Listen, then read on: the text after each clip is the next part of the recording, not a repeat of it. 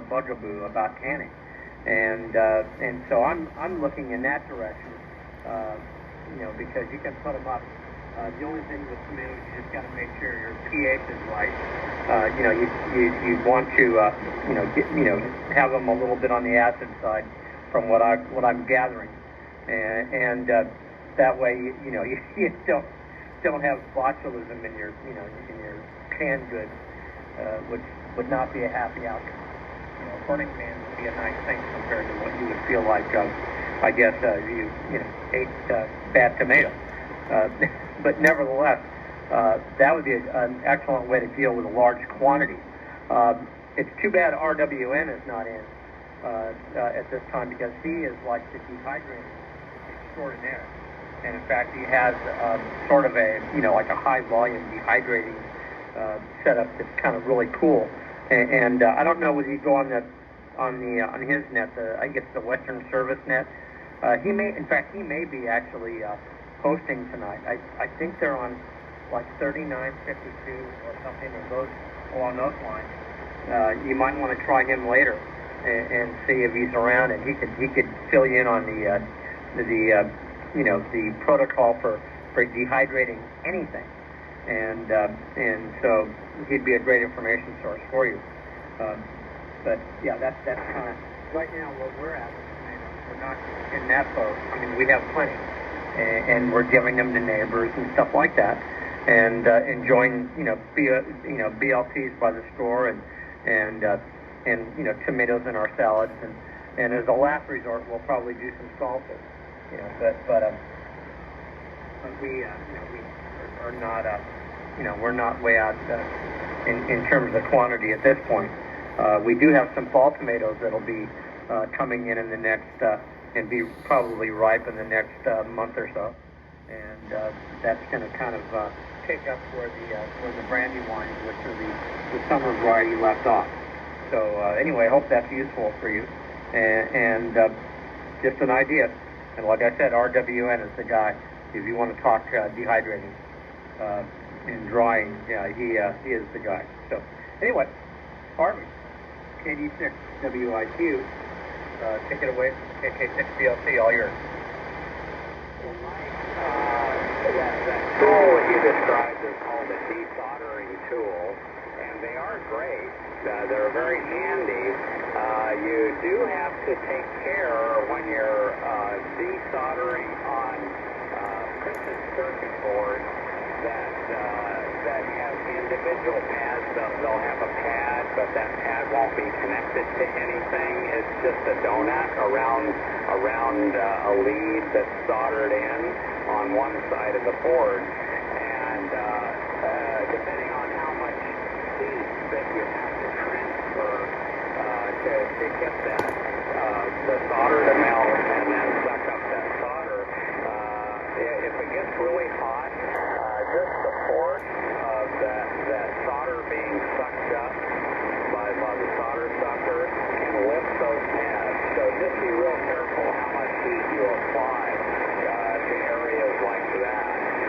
And then, of course, these hopefully the good kits are going to have surface mount parts soldered for you. The surface mount parts have a 50,000ths between pads, and that's not a whole lot if you're soldering by hand.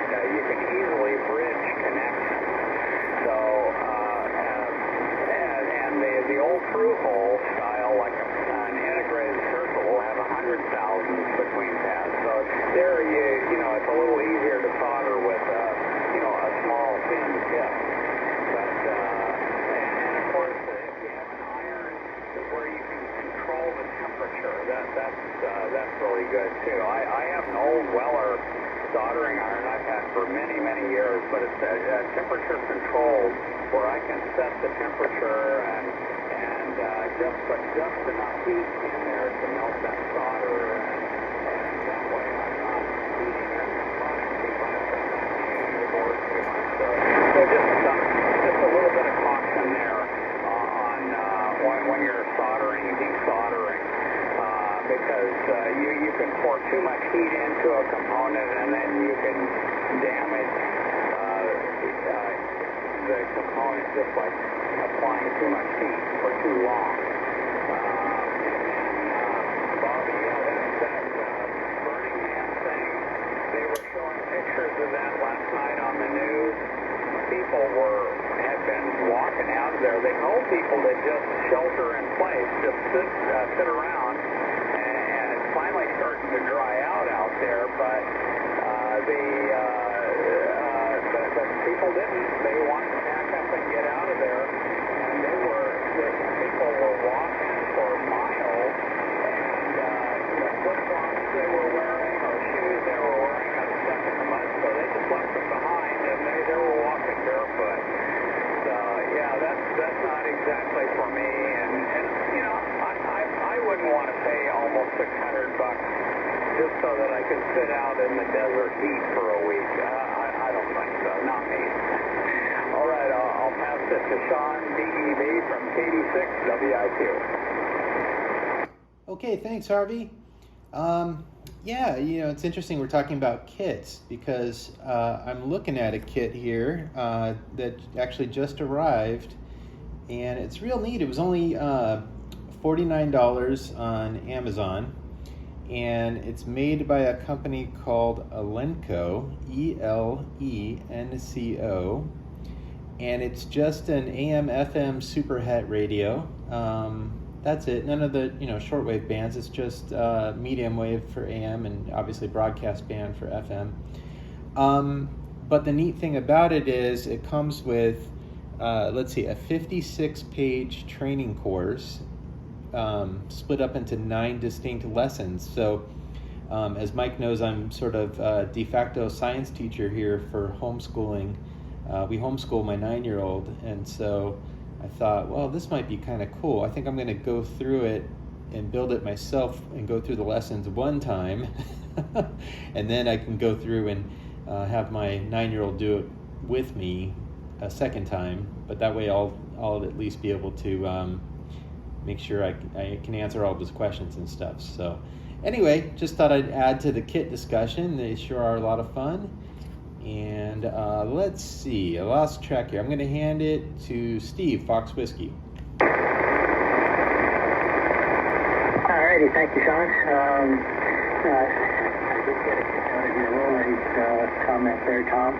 I was looking at videos of Burning Man on YouTube, and I ran across one that was taken a couple of years ago, I guess. And it was about this family going out there because they advertise this is an ecological event and they leave no trace, and so they went out there to see what it looked like after they left, and there was just litter and trash everywhere all along the road going in, not to mention all the pollution from the big burn that they had.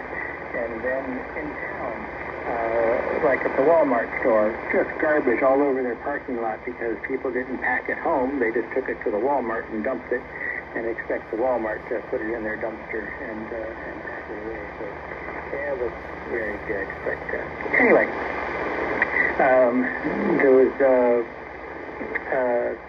surface mount devices that you were talking about there. It was Hardy. It reminded me back in the day when I was repairing VCRs and camcorders, and camcorders couldn't get complete circuit boards for them. We had to go down to component level, and I'm trying to replace some caps on a board one day, working under a magnifying glass with tweezers, and I got this itty bitty little cap in the tweezers, and I don't know what I did, but the thing just shot off and went across the room somewhere, and that was the end of that. Had to reorder the parts, and don't miss that at all. And we did have one of those solder stations with a pump in it, so it worked pretty good. But it still had a drawer full of solder suckers. But anyway, the bruising on the arms, I used to get that a lot. I think it was on my old foot. I think it was from the thinning of the blood. But yeah, I just bumped my arm and get a big old bruise on it. And you do something, you start bleeding. Blood pressure medication, and it doesn't do that anymore. So I don't know if that means anything or not. But anyway, I mentioned the other day that after our ham radio breakfast, we've gone over to one of the guys' house to work on his antenna. He has a cloud up on the roof, and the city came out and said he has to lower it because somebody complained. So we went over there and we took it down, brought it down about 4 or 5 feet, and then put it back up. And if anybody's curious, some of the guys that were on the street watching, so there were only 2 or 4 of us up on the roof, took some pictures, and I put them up on the website, the ccarg.com website, Central Coast Amateur Radio Group website, and it's listed under, what did I list it under? Under CCARG activities and photo gallery, and then it says antenna repair at Marks. So if anybody's curious, they can take a peek at that. So anyway, on over to W6DQZ. Yeah, I fixed that right. Okay, guys, W6DQZ here. Well, I'll make it short. It's just about dinner bell time. But I wanted to say hello. I just took my COVID test after being on dry duct here for a week, and COVID is gone. It's in the COVID bus, going over a hill into the sunset, waving goodbye. So everything's fine. Everything's good. I've been listening to all the comments on Burning Man, and it reminds me of Woodstock. You know, I was just probably 14, I think, when Woodstock was going on. Had I been older, I had a cousin that was into all that stuff, and I know he would have talked me into it. And I know that if I got there with all the rain and everything, I would have hated it. But I would have loved the music. And but it's so much better watching that stuff from the comfort of your armchair, especially at this age. It wouldn't fun to even think about it. But I do miss outdoor live music a lot. It was so much fun when I was younger. I went to school near Ann Arbor, and my college was Eastern Michigan, and there was always an outdoor concert there. But every Sunday, out away from the city in the hills, and they had blues bands and, oh man, all kinds of stuff. And it was just really cool. No charge. Remember the days of free music, free concerts? Oh, wow. So anyways, with that, I will leave you guys to carry on and enjoy. Enjoy your Tuesday evening. I am going to say 73s. And I'm going to turn it over to RLL, if I'm not mistaken. This is W6BQZ. Good night, Ken. Good night, Have a good Ken. one. Go ahead, REL. Good signal, Ken. Good night, Ken. 73. This is K6REL, Bob. And got a great conversation tonight. Very mixed and varied. I like it. And Burning Man, the returning subject. I was never tempted to go to Burning Man. I love music and all of that, but I was in the National Guard and spent all my summer camp out at the desert, out at Fort Irwin. And that's the only time I've been to the desert until I got older, and finally learned how beautiful the desert can be, because at Fort Irwin it is not. Some of you may know that that was George Patton's favorite training base. And it's pretty ugly out there. It's sand, and whenever there was something glowing that started to run up to the green, my tank would run over it. And so I hardly ever saw anything glowing out there. So I'm sure in the wintertime things would shot up. So by the time we got there, I would have run over all of it. So anyway, that was my experience with using desert and didn't cotton going out to Burning Man. I don't care how good the music was. So I was curious about it, but not enough to go out there. Anyway, it's beautiful weather here in Burlingame today. I'm going to pass it on down to Bruce. This is K6REL down to KB7CQ. All right, this is KB7CQ, where the weather was nice today. Well, yeah, I watched a couple of videos by a pilot that I I follow on YouTube, and he lives out in northeastern Nevada, and he flew out there and took a look at it. And so he did a couple of videos, aerial photography. What a mess. Glad I wasn't in there. You know, you start thinking if people got in there and they didn't have enough medicine and food, and the company that empties the potty houses couldn't come and empty the potty houses, so all the potty houses were filling up, and you know, it was a mess. Well, the guy flying around, he didn't land or anything. He just got permission to circle a couple of times, took pictures. Yeah, I think that the Rollade comment was awesome. I'm sure if they get home and think about it, it will truly have been a Rollade moment. Maybe next year, if they have it, I'll bet it'll be a much reduced amount of people, I would think, that go out there. They will probably not be so brave next year. And they will probably watch the weather predictions a little closer. And so they could maybe build a great big wooden Rollade bottle and set that on fire and call it the Heartburn Special. But anyway, that was pretty good. Anyway, this is KB7CQ. Back up to you, Bobby. N6GPB in the group, KB7CQ.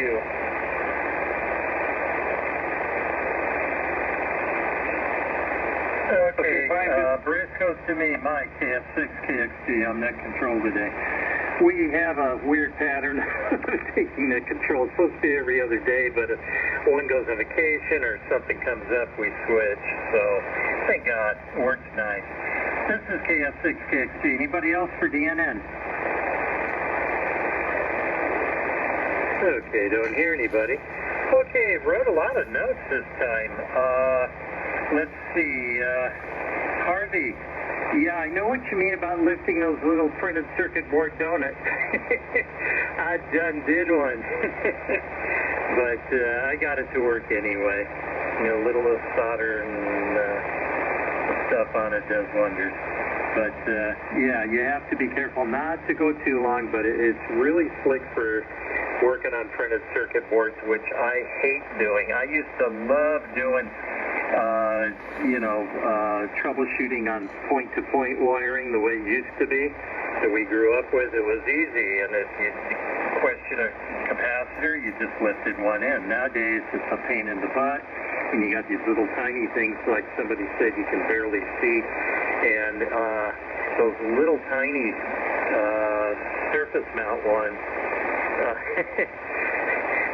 if you drop it, it's gone. I mean, that's how it is.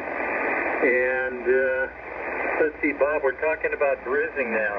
Yeah, I've noticed my skin is thin, plus if the doctors have you on low-dose aspirin or something like that, you know, your blood's a little thinner, so you bleed a little easier. But with my skin being thinner and stuff like that, probably because I've been on epidural for my back, steroid type stuff, for probably too long, but it keeps me out of surgery anyway.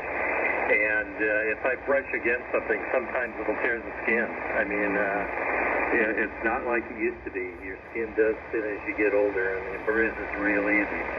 So that's just a sign, badge that you survived all these years. And Burning Man, yeah, I was reading the paper this morning about that and about those porta potties overflowing and people stuck in the mud, and they wouldn't let them out. They wouldn't let any people in more and stuff. And then they said it wasn't about the music festival. That's not what it's supposed to be. It's supposed to be a self-reliance type thing. And anyway, not something that I want to go out in the middle of Schitt's Creek and try to be happy in the mud and all that, and the car gets stuck, and I wasn't prepared for this, that, and the other, and you don't have extra meds or fuel or anything. You know, it can be a nightmare. But I'm glad somebody liked it. What they have, like 70-some thousand out there? Unbelievable. Most of them from California. So, unbelievable, but not something that I would do. If somebody wants to do it, go ahead, enjoy yourself. But I did a lot of camping when I was in Scouts and stuff like that, and we had mostly good weather, but Worst night was one time we had this wind that was unbelievable. Luckily, I spaced the tent so the opening of the pup tent wasn't into the wind, and so we were okay in there. But let me tell you, it was howling all night, and we tried to not have trees and all that. And you know, you learn after a while when you're pitching your tent, you look for ants' nests and stuff like that, and trees over you and things. So you just want to try to find a spot where the water's not going to run in, it's going to run downhill another direction. Okay, over to Bobby, N6, GPV to take it, KF6, KXJ. Okay, thank you, Mike. KF6, KXJ, GPV, yep. Having played soldier for 20 some odd years, done some camping in the dirt out at Camp Robert. Oh, that was so much fun out there with the tankers. Was the Camel? Yeah, it was a Camel outfit at the time. And I know about Fort Irwin. It's the armpit of the desert, I think. Our tankers go out there and bang their guns anyhow. But oh, you know what? Even these little 70,000 people that were misplaced, had a miserable time out there in the desert. Joni was reading the news this morning, and somebody over in China ran a road through the Chinese wall, knocked it down, and made a road right through it. So there's going to be a Kaka storm going on over there. That thing has been around since the Ming Dynasty. And it went right through an area that is quite often photographed. So somebody over there didn't get the memo, and it's going to be interesting to see what the Chinese people do with that. I know I've been on the Chinese walls virtually, and you know, I keep hawking this Oculus Quest virtual reality thing. It is so cool because you know I was at Burning Man. I was right there standing in the mud, that my feet weren't getting dirty. Looking around, all the stuff's going on. I've been on the Chinese wall looking around, so it's anything that's going on out there in the world, there's going to be some influencer somewhere, and they've got their little camera going on, and it's like, oh, hello, you just think about it and dial it up. It's there on YouTube, and go check it out personally. Anyhow, it's going to be anxious to see what they do with the Chinese wall. From N6 GPV over to KK6 CXF.com. Okay, well, thanks, Bobby. Well, as far as the Chinese wall goes, I think that's kind of a no-brainer, if you'll excuse me.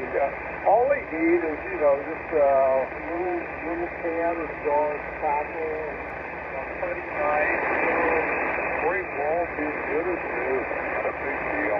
Anyway, that's it for me tonight. By 73-1, all you guys have a great night. Look forward to talking to you again tomorrow. And with that, I will send it down to Mike, IIS, CXF.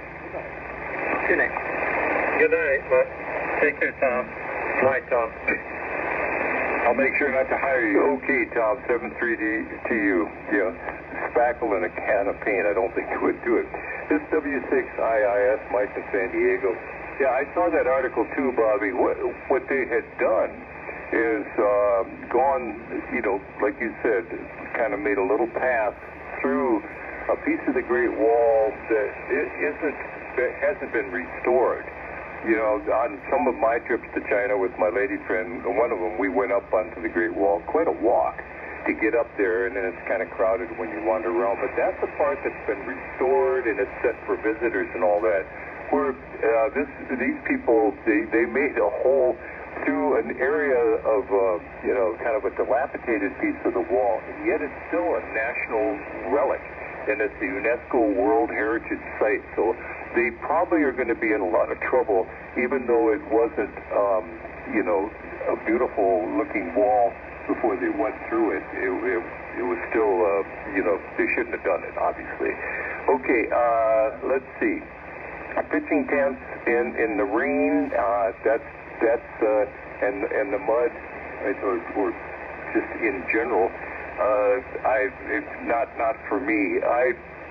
There's a book written by a guy named Ed Feisters, who's climbed all of the peaks over 8,000 meters in the world without supplementary oxygen, and he writes this book. And he talked about being on one of the higher slopes. I don't know if it was Everest or K2 or which one it was. And they had to kind of hunker down in 100-mile-an-hour winds. The jet stream was just whipping their tent. And Mike, you talk about, don't want it near trees. Well, there's those trees. And they were just hoping like hell they had anchored it well enough, and they had, of course. But that would have been a rude awakening, to end up flying around up there. Not good. Going to Burning Man for self-reliance? No, thank you. I'll be self-reliant at home and watch it. Let's see, and Todd, BOC, you talked about canning tomatoes, and Greg, RWN, having his freeze dryer. Yeah, I've had some of the stuff that he's done. Actually, 3 weeks ago now, I was up visiting him at his place, and he gave me some of the stuff that he's freeze dried. Yeah, he does it big time, and that's one possibility. So canning is another possibility, and that's more practical, I guess, for me. And speaking of food, I got to go barbecue some hamburgers tonight, so I'm going to excuse myself and go down, fire up the grill, and get all that ready so that we can eat on time. So, again, I love these conversations. You never know where they're going, and that's the fun of it. So, 73 to all is W6IIS, and I'll turn it over to KK6BOC. See you all tomorrow. Take care, Mike. All Reservoir, Mike. Good hearing you in there today. And yeah, you have a tomato project, and in addition to hamburgers, but hamburgers first. Anyway, yeah, Greg is the guy on that. And Burning Man, yeah, we've already kind of beat up Burning Man. But this year was a monsoonal downpour, and as I recall, last year I believe was a dust storm. So wow, I'll tell you, I guess you'd have to go to several of them to get one that would be presentable. So, and at those prices, not going to see me there. So anyway, it was that. I was just looking at a website, being that we had a kind of a wake-up call power failure here on Sunday, and the neighbor across the street shot us a little information on a company called EcoFlow, and they make backup battery systems, and kind of interesting stuff. And you can wire them into your panels, and I'm sure that there is some module that probably is an automatic sensor that, similar to the Generac systems, would enable you to be able to transition from an outage into the backup source. I'll have to do a little more research on this, but nice looking unit, and something to consider. We have surge protection at the panel in case of exactly what happened to us on Sunday. And a neighbor down the street had one of the older telephone systems that it's probably still a twisted pair system. It ended up frying a phone or two as a result of the surge in the system, and so that was not so nice. And so these days, if lightning doesn't get to your local utility, just might. So I'm checking these units out, and it'd be interesting to see what how practical it would be. But nevertheless, neighbor across the street has one, and kept the fridge going and all the rest of their basic appliances, and no problem. So anyway, it's something to consider. Anyway, I'm going to send it on over to Harvey, KD6WIQ from KK6BOC. All yours. Todd, question for you on that transition system. Does that go after your main breakers that you can just turn on the power to your house and then you can wire that transition system in, and so in the event of an outage, it will cut off the circuit and then cut in the generator. Over to you. Yeah, I'm just looking. I'm actually doing this on a phone and not on the computer, I'm looking to try to find their supplemental hardware interface stuff, and so I don't have an answer to that yet. You can. There is the manual way of doing it. I mean, they do mention manual switching, but I would think at the price of some of these systems, there's got to be, one of their modules that will perform that function, and I just have to find it. This is the first time I looked at the website, and I just, got it as a message from my wife via our neighbor across the street who has one of the units. So I don't know how his was deployed, whether he simply just, plugged into it, has several options. And in fact, the one I'm looking at here has a 220 port in it as well. So if you get enough capacity, you can run your dryer, but that's, not enough as far as I'm concerned. That's going to be a pretty pricey, pretty spendy investment to run your 220s off it. I don't think the basic units would like that kind of a load. But nevertheless, back to you, Harvey. Sorry I couldn't answer it. Okay, thank you. Just a curiosity. I think it's an important question, but yeah. And Mike, you were talking about the good old days of point-to-point wiring. With all the digital circuitry, the DSP, and so on, really point-to-point wiring with that, because all of those traces have to be have controlled characteristic impedance.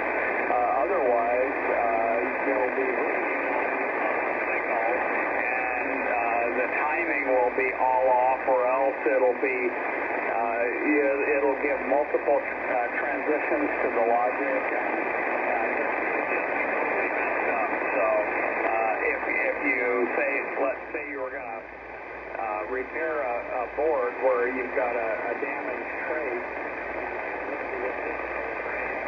probably well, you could do it with a single wire if you're very careful and just wire it very direct from one point to another. Anyway, just keep in mind that all of those digital traces well, the high-speed ones are characteristic impedance control. So, yeah, it's not like the old days where you can just wire wrap stuff together or else solder it together point to point. Just an analog circuit thing, then you can still do that. But it's really changed now for sure. I'll pass it on to WIQ. Okay, thanks, Harvey. Yeah, I have a bit of a funny story about the Great Wall. I'll have to see if I can make it short, but not so long ago, 2007, I was vice president at Ticketmaster, and we had to build out sort of greenfield, starting from scratch. We had to build out ticketing e-commerce infrastructure in Shanghai and Beijing to support the 2008 Olympic Games. And it was sort of funny. I was out there for about 10 days and getting sort of peppered with questions by the Chinese government about making sure that we could thwart the various distributed denial of service attacks and stuff that we could expect to see. Traversing the Great Firewall is a little difficult, but the attacks coming in on the mainland locally were the ones we had to be careful of. So anyway, I ended up with this short, unexpected break in meetings, and I was like, I want to go check out the Great Wall. But I was wearing dress shoes, and I didn't have any shoes to go walk the wall with. So I ran over, found a shopping mall, found a shoe store, And of course, you know, I don't speak Mandarin, and so it was a little tough. But I ran in and I said, I need shoes. And like, what size? And I'm like, it's just some tennis shoes, you know, size 12. And they're like, oh, sir, we don't have size 12. And I'm like, oh, you don't have size 12 here? And they're like, no. And I'm like, oh, you mean in the mall? And like, no, we don't have size 12 in China. So I don't know. I thought it was funny. Needless to say, I walked the Great Wall in some nice shoes and got them all scuffed up, but it was worth it. But all right, back over to T-4XC. There's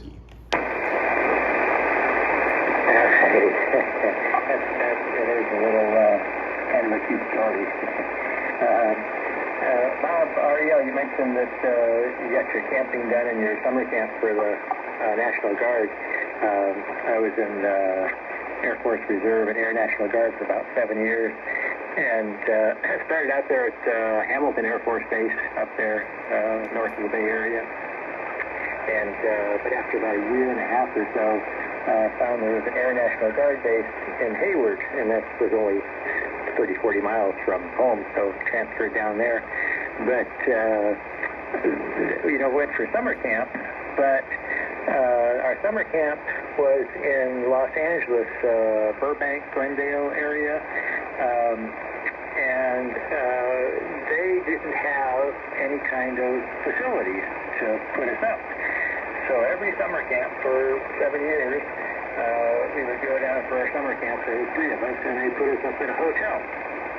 And so our summer camp for 2 weeks was spent going to work at the base during the day, and then back to the hotel for dinner and everything. So it wasn't exactly a very rough summer camp. In fact, 1 or 2 years I took my wife with me, and she'd spend the day out by the pool, and then I'd come home, we'd go out to dinner, and then go out and do something. And so life's tough in the Air Force, you know. What can I say? So go ahead, Bob. K6REL, KI6FW.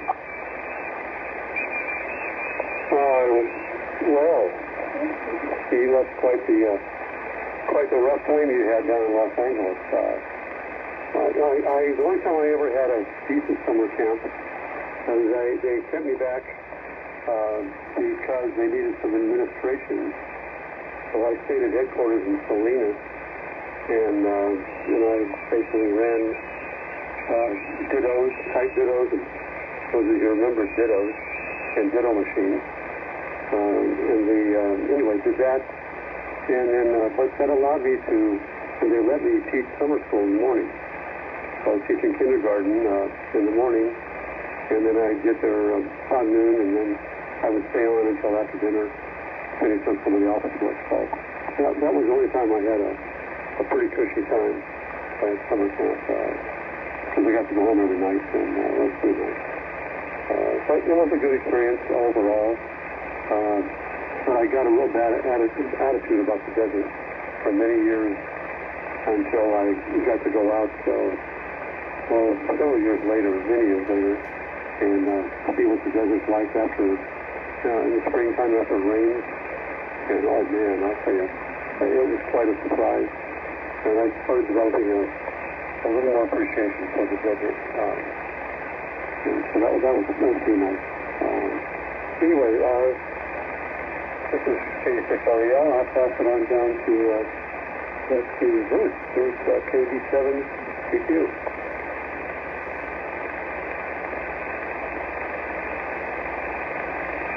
KB7CQ, Bruce? Yeah, I'm still sitting there. I guess I went off into dreamland almost.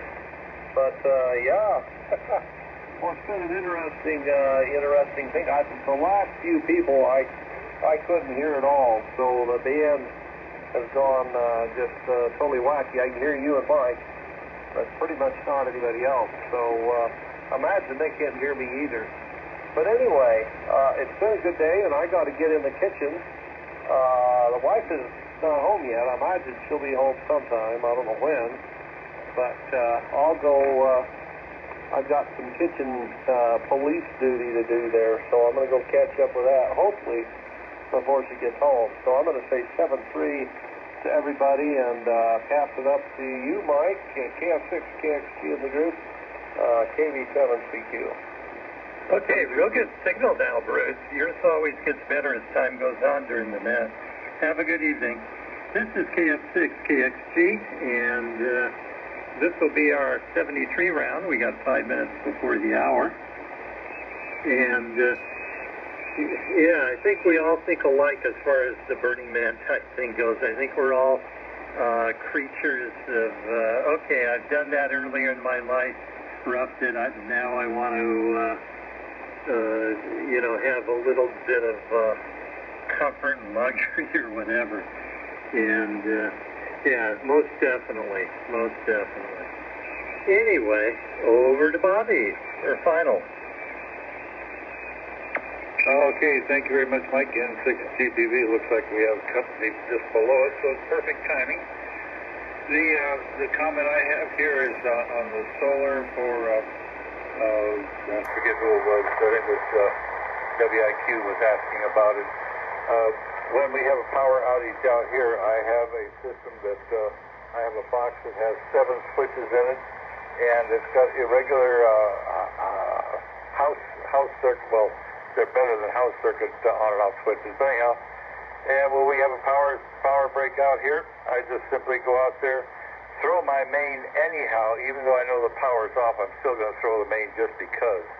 Then I go over and turn on my, plug in my inverter, 6,000 watt or 4,000 watt inverter, and then I can walk outside and I can start flipping switches that will take me from the grid, if it was running, to the inverter, and that way I can run my refrigerator and freezer, run the entertainment center, all that kind of stuff. I've got 16 6-volt batteries all laced together into one honkin' 48, so it runs the whole house pretty decent.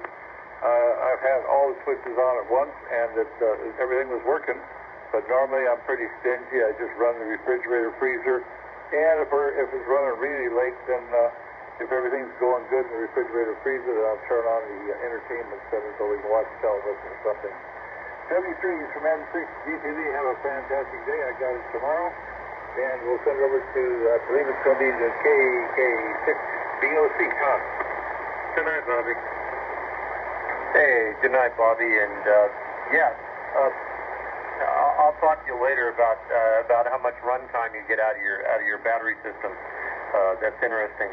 And a good setup with a 6-volt battery. I like that. Anyway, good hearing everybody in there, and the signals really started coming up there at the end. Bruce was about 10 over down here, and sounding good. So it improves with time. So anyway, I'm going to save my 73s, and it was nice to hear all of you in there. Great net and good information as usual. And so I'm going to hand it on over to Harvey, KD6WIQ from KK6BOC, El Reservoir. Good night, Todd. 73, Todd. Well, Bobby, that's a great idea to throw the main breaker, because if the power should come on while your inverter is running the show, I don't know if that would cause a problem, but anyway, it is a good thing that you do that. It's a safety feature for sure. By the way, I was on the RN Noise website.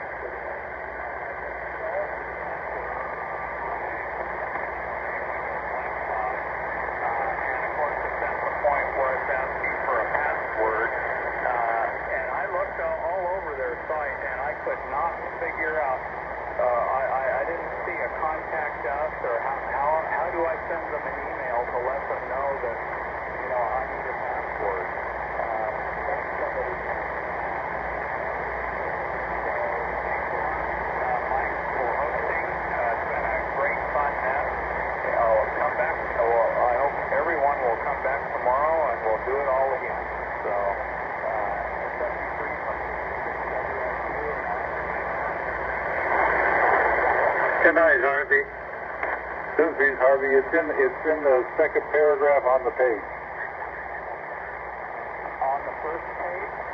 Well, on the documentation page, I think it's the second or third paragraph down, you'll see the link where you request a password. They just want your call sign, and they will send you your call sign will be your sign in, and they will send you the password. Thanks very much.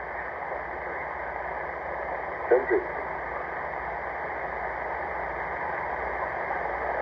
Go ahead, whoever stepped on. Yeah, Sean, go ahead. Oh, sorry about that. All right, gang. Yeah, great net today. 73s, everyone. I was just going to say something real quick. You don't have to give up on outdoor concerts altogether. So we, I've never gone to Burning Man, but my wife and I have gone to Lollapalooza a couple times, and you pay a little bit more, but you can do their VIP thing where you get some shade and comfortable seating and ice cold waters and separate restrooms that are actually really nice restrooms, and you're sort of away from, it's not super crowded. And anyway, so there are options with some of these outdoor venues where you can do it real comfortable. So anyway, I'll just leave it at that. 73 gang, great net. Good night, Sean. Talk to you tomorrow. Go ahead, Steve. All right. 73 guys, take care. We'll catch you next time around. And over to Bob. K-6REL. KI6FW. Good night. Good night, Steve. 73, Steve. We'll look for you in the morning. I slept for 73, Steve. Go ahead, Bob. So this is K6REL, and of course you must be well rested, and it's been a sad late tonight. So anyway, good story by everyone about a K73, and pass it down to Bruce. KD7, take care. This is K6REL. Good night, Bob. Bruce signed already, so you were the last one. Anybody else I missed? Okay, this is KF6XT closing down the DNN net for tonight, returning the frequency to normal amateur use, and I'll be clear. Good night, everybody. Be happy, be healthy. Okay,